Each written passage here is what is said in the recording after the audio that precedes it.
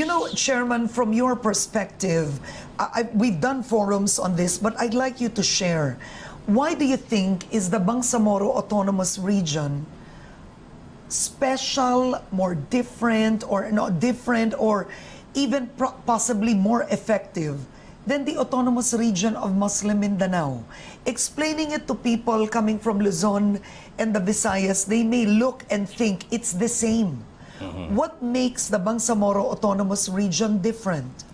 You know, the main issue here is the rights to self-determination of the Bangsamoro. They want to have a self-government, enough power to govern themselves. And so, if you look at the ARMM, there are provisions of the law under the ARMM, which really also have some semblance of self-determination, but compared to BUL now, the issue of self-determination is much stronger. The powers given. In what way, Chairman? In what way?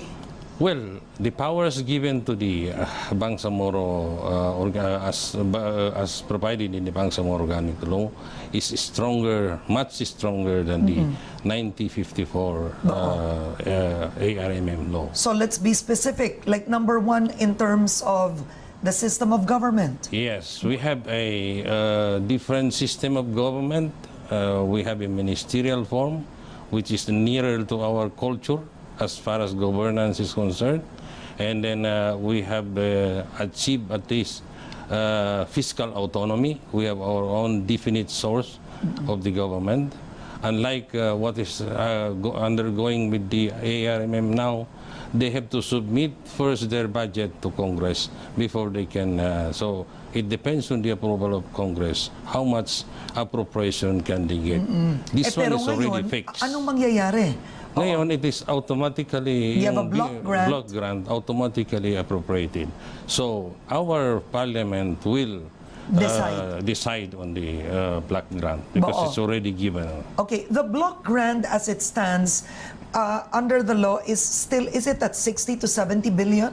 What is it a year? Because it is 5% of the total collection of the internal revenue and custom duties in the entire country. So, basing on the first last year, it is 62 to